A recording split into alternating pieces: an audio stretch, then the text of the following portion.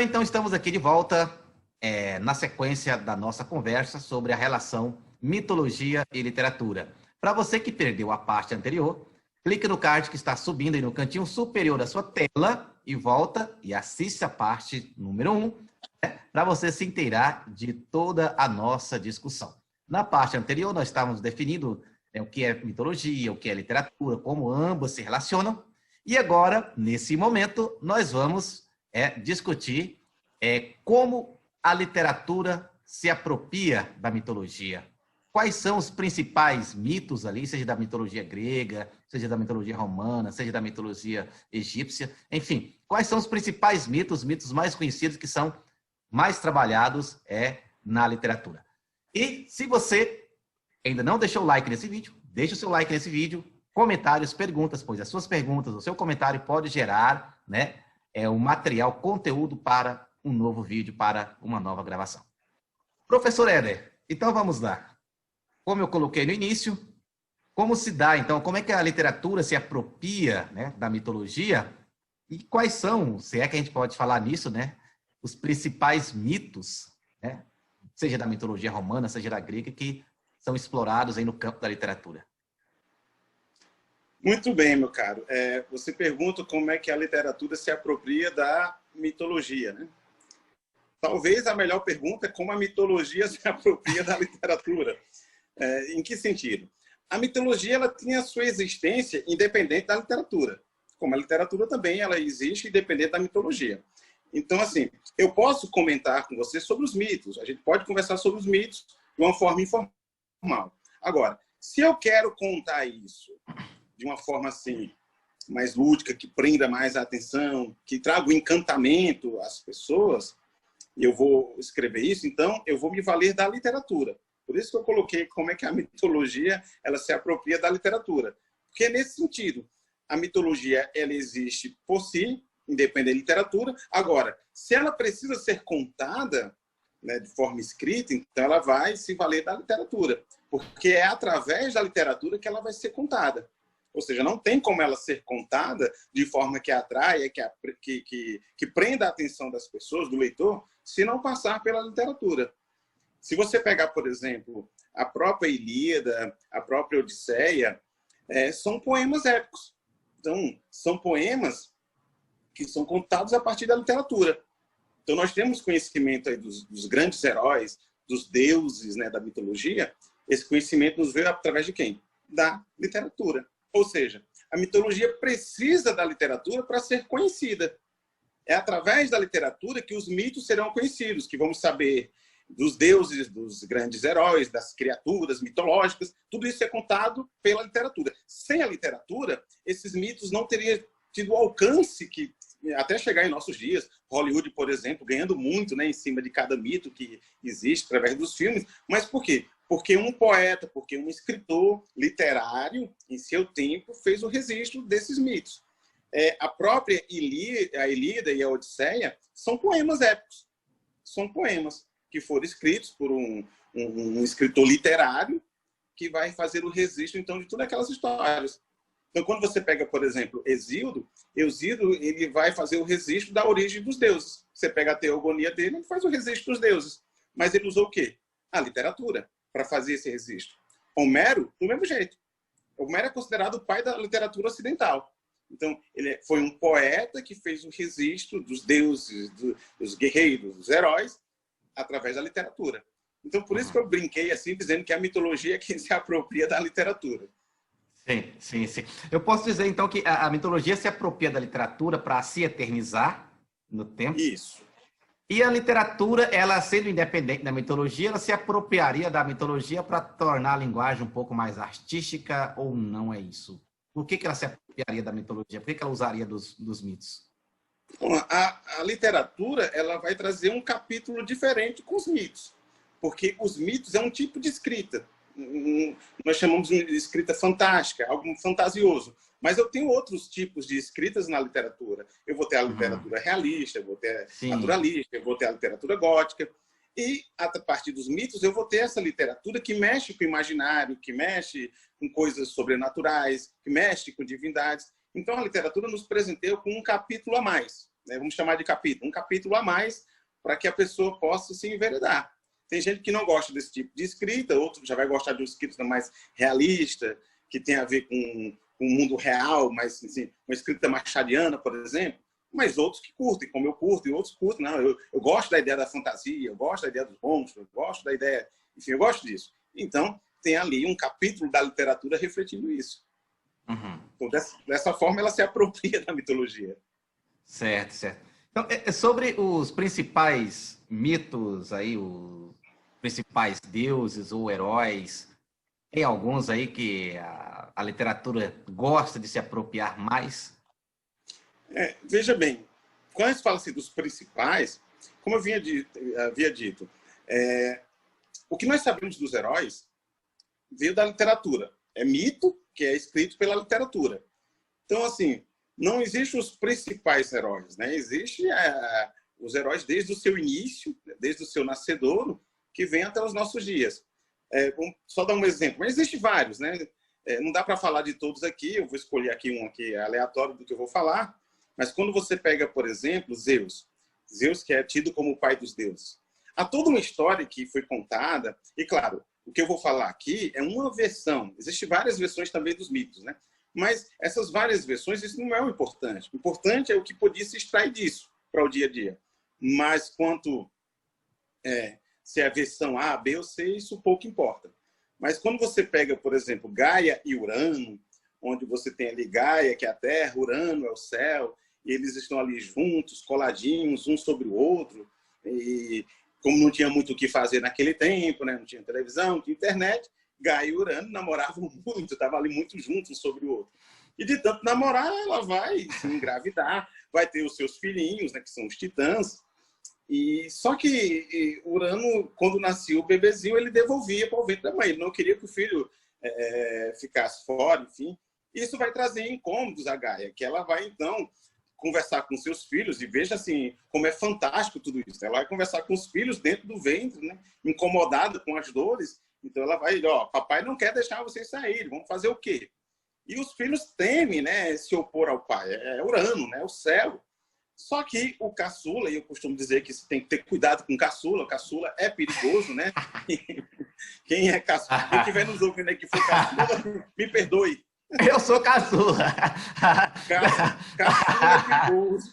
Atormenta a vida dos outros. Mas é o caçula, Cronos, que vai decidir ajudar a mãe e que, de certa forma, vai ajudar ali a todos. Então, Cronos, ele fica do lado da mãe, então ele vai lá para aquele espaço, a entrada, se é que está todo mundo me entendendo. Quando o papai vai coabitar com a mamãe,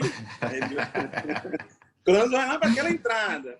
E aí, no momento que papai está lá no vucu-vucu, no vai e vem, aí Cronos está com a foice na mão, que foi dada pela mãe, corta lá o bilau de papai, vou usar bilau, né? Essa linguagem que dê para passar aí, né, no canal. Corta o bilau do papai, há uma separação aí entre céu e terra nesse exato momento, e aí os gregos utilizavam isso para dizer como foi que a terra separou do céu, porque antes eram juntos e hoje estão separados, né? O céu acima, a terra embaixo. E a partir daí, os titãs são libertos, e aí eles vão sair de dentro de uma mãe, né, que é Gaia, só que Urano vai trazer uma profecia. Ele vai dizer, vai surgir aí também um filho que vai fazer o mesmo que você fez comigo. Vai tomar o trono, vai te trair. E Cronos, ele casa com uma de suas irmãs, que é por nome Reia, e ele fica lembrando da profecia do pai. Então, conforme ele vai nascendo os filhos, ele vai comendo os filhos, vai comendo. E Reia, já sem aguentar essas posturas do marido, então ela vai conversar com a própria mãe, Gaia, e ela conta tudo, e aí elas vão tramar o que vão fazer. Aí nasce Zeus. E ao invés, então, de dela entregar Zeus para que o pai pudesse ver, já temendo que o pai ia comer Zeus, o que é que ela faz? Ela enrola uma pedra num pano, entrega lá ao marido, o marido vai e engole, pensando que é Zeus, e Zeus mesmo passa a ser criado ali longe, numa caverna, enfim.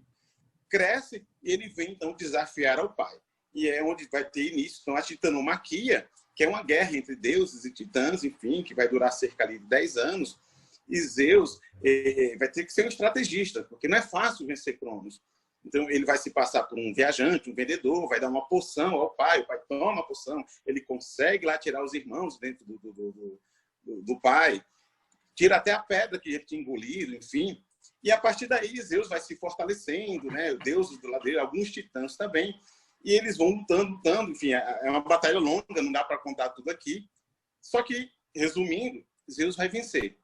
Zeus acaba vencendo Cronos, Cronos então vai ser exilado em outro canto, e Zeus se torna agora ali o pai dos deuses, ganha a eternidade, senta lá no trono, e outras histórias se seguem a partir daí. Então, veja a importância aí da literatura e a mitologia caminhando juntos. Porque você pega uma história como essa, e o que isso tudo quer dizer para a gente? Porque a literatura, ela também nos fornece a arte da interpretação. Então, eu posso pegar o mito e interpretar. E pegar este mito e trazê-lo para os nossos dias.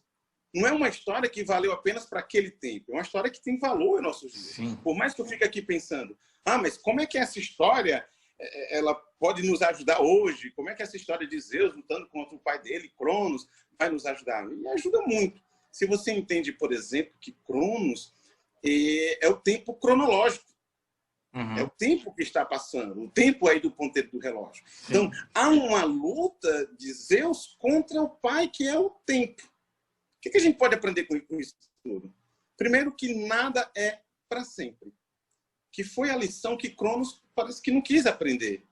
Porque ninguém pode viver além do tempo que é proposto. Cronos sentou no trono e queria se eternizar naquele trono.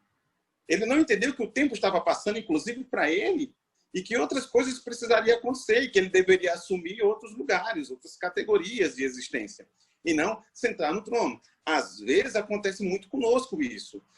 Nós somos muito apegados, de repente, a um tempo passado, um tempo que foi bom na vida da gente, seja num relacionamento amoroso, aí de repente não deu certo, a gente fica muito pensativo, né, muito ligado lá no passado, ou uma situação financeira que foi muito boa. A questão é que as coisas têm que passar. Enquanto eu fico preso a um tempo específico, o tempo que eu estou vivendo está travado. Eu estou deixando de evoluir. Então, aquele tempo passou e é importante que eu olhe daqui para frente. Cronos não tinha entendido isso. Ele queria se eternizar dentro de um momento, ser o rei para sempre. E não dá para ser o rei para sempre. Algumas coisas já passaram, ficam as lições, mas eu preciso focar daqui para frente. Uma historiazinha de uma colega minha, que ela foi noiva de um rapaz, e aí não deu certo o relacionamento, e ela havia dito para ele, eu vou casar com o primeiro que eu encontrar, com uma espécie de vingança. E de fato ela fez isso. Ela pegou o ônibus, tinha o cobrador, ela é muito bonita, o cobrador olhou para ela, se encantou, e ela casou com o cara. Nada contra, o cobrador não é isso. Mas são 15 anos. Eu reencontrei um tempo desse aí, antes da pandemia, e ela falando da antiga paixão, enfim, de tudo. Não foi presa a um tempo que passou na vida dela que não existe mais. Então, escolheu qualquer pessoa para casar, não consegue ser feliz com o atual, não tem mais chance, humanamente falando, claro, de voltar com o ex, o cara já refez a vida dele, já casou, já tem filhos e tal, e está preso esse tempo. Então, a importância da gente olhar daqui para frente e não ficar preso a realidades que já existiram, mas não existe mais. Por outro lado, vamos olhar para Zeus. Zeus derrotou o tempo que estava lutando contra Zeus. E quando ele derrota o tempo, aí sim ele ganha a supremacia divina, ele se torna imortal, se torna pai dos deuses. Então, o que a gente pode aprender com isso tudo? O tempo é algo que nos desafia todos os dias. Todos os dias nós estamos desafiados pelo tempo, por Cronos. Então, o Cronos é esse tempo que ele devora a vida, que devora a vitória de cada um. E Zeus, ele simboliza o escape disso tudo, desse abismo que o tempo está colocando para nós. Então, Zeus é aquele que lutou contra o tempo. E nós temos que lutar contra o tempo. Nós temos que vencer o tempo que é contrário a nós. Então, você é professor, eu sou também. Nós lidamos com muitos alunos, que estão se preparando, por exemplo, para o Enem, ou pessoas que estão se preparando para um concurso, mas, como se diz que estão preparando, mas, ao mesmo tempo, muitas delas estão sendo derrotadas pelo tempo, porque elas não sabem aproveitar o tempo, não sabem lutar contra o tempo. Então, elas dizem que estão estudando, mas elas se limitam a uma explicação nossa do professor, não separa tempo em casa para estudar, tempo em casa para se preparar, porque ela confia que só o que a gente passa é suficiente, e não é. Então, ela não entende que o tempo está passando. Ela perde um Enem esse ano, aí agora é só no próximo, é mais um ano da vida que se foi. Por quê? Porque ela foi derrotada pelo tempo. O que a gente aprende com isso tudo? Peguei aqui uma história de Zeus e Cronos e trouxe aqui para a nossa realidade. Zeus é esse cara que derrota o tempo, porque o tempo está aqui para nos derrotar. Se eu não souber remir o tempo, trabalhar o tempo, serei derrotado pelo tempo, vou ver as pessoas passando na minha frente, chegando lá, alcançando os resultados e eu ficando para trás. E olha que coisa bacana refletir, então, na mitologia, como a mitologia trabalha o nosso dia a dia, nos prepara para o dia a dia. Sim. É fantástico, mitologia e literatura. Sim, sim. Você falando a questão do tempo, eu estou me lembrando aqui daquele livro lá do Sêneca, A Brevidade da Vida, e uma das ideias que ele trabalha é de que não é que a vida é curta, somos nós que não sabemos aproveitá-la, né? Somos nós que perdemos o tempo com coisas fúteis. É verdade. Do aluno, né? O tempo que você tem, em vez de você usá-lo para com coisas úteis, que vai te fazer crescer, você está perdendo ele com outras coisas, que não vai acrescentar. Não é que a sua vida é curta, você tem o tempo necessário. Todo mundo tem 24 horas. Sim, você que não aproveita. Exatamente. Não, de fato, a literatura, a mitologia, elas são ricas, né, de elementos. Tanto é que eu convido para a gente ter novas conversas, novos bate-papos aí sobre essa temática, né, em gravações. Ótimo. O convite já está aceito. E já aproveito o ensejo para comunicar com você que está nos acompanhando, né, que gravamos uma parte anterior e possivelmente, né, ou seja, não sei o momento que você está assistindo, dependendo do momento que você está assistindo, você pode já consultar aqui a playlist do canal, que já tem outras, né, partes subsequentes a essa sobre esse assunto.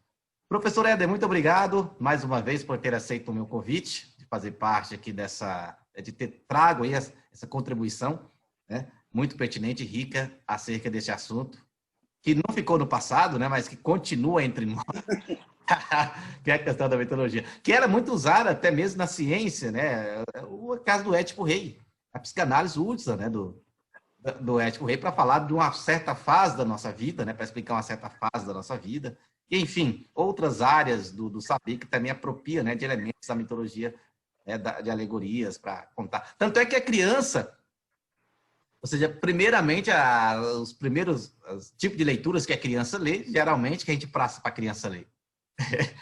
É verdade. É verdade. A gente não vai direto naquilo que é realístico, né? E eu aproveito a oportunidade para dizer que o professor Éder Tertuliano tem um canal também no YouTube, onde ele faz um trabalho muito bem feito sobre a questão da literatura. Qual é o nome do canal, professor? É o meu próprio nome, Éder Tertuliano. É um canal lá que faz, assim, tanto eu como meu filho, que trabalha junto comigo no canal, eu busco fazer análises, né? Comecei com análises literárias, e sim, a proposta era também animes, mas hoje está mais forte o lado dos animes, né? O pessoal estão pedindo muito, então faço análises de animes, alguns react que os inscritos pedem. E a ideia assim, é fazer o react, mas ao mesmo tempo ter uma interpretação, uma análise, uma aplicação daquilo, né, na vida, semelhante ao que fizemos aqui, né, falando da mitologia. Então, quem puder dar uma passadinha lá também, né, dá uma passadinha só para conferir lá. E se gostar, fica também lá, né, como inscrito. Sim, eu aconselho vivamente você a conhecer o canal do professor Éder. Eu sou um inscrito do canal do professor Éder, acompanho constantemente as suas postagens e digo que são muito ricas. Aconselho vivamente que você conheça o canal do professor. Professor, muito obrigado mais uma vez. De igual modo, valeu, cara. Você que nos acompanhou até agora, se você se esqueceu, deixe o seu like nesse vídeo, perguntas, inquietações, comentários, pois o seu comentário, a sua pergunta pode gerar uma nova discussão aqui no nosso canal. O meu abraço e nos veremos no nosso próximo vídeo.